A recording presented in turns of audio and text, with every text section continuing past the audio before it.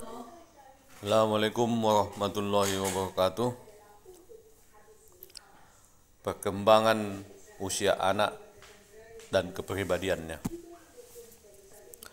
Ketika anak Anda dari SD sampai kelas 2 SMP, Anda masih mengenal anak Anda dengan kepribadian yang Anda tanamkan sejak kecil. Ia akan tumbuh berdasarkan apa kebiasaan-kebiasaan yang Anda ajarkan.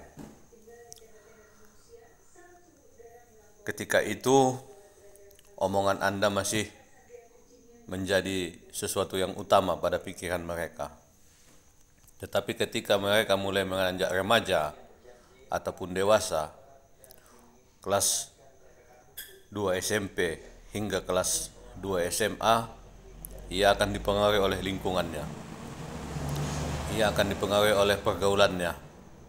Dia akan dipengaruhi oleh lingkungan tetangga.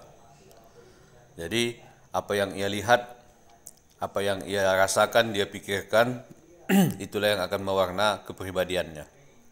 Di sini ia sudah mulai mencari identitas dirinya.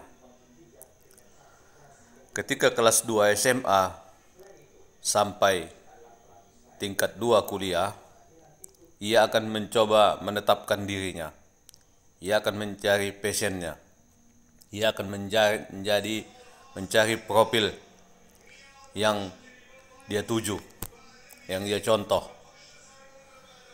Tetapi ketika ia gagal menetapkan sosok, profil, figur yang akan ia contoh, ia akan kehilangan arah. Ia akan kehilangan tujuan hidupnya.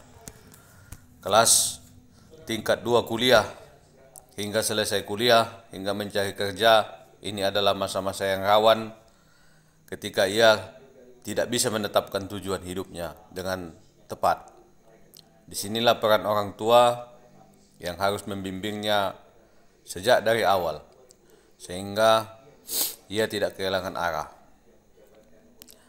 Pintu terakhir yang ia lalui adalah kelas 2 SMA hingga tingkat 2 kuliah. Ketika dia gagal menetapkan profil sosok yang akan dia tiru, yang akan menjadi platform mindset pikirannya, blueprint kehidupannya, ia akan gagal.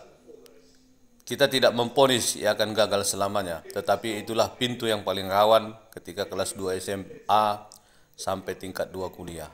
Itu saja. Assalamualaikum warahmatullahi wabarakatuh.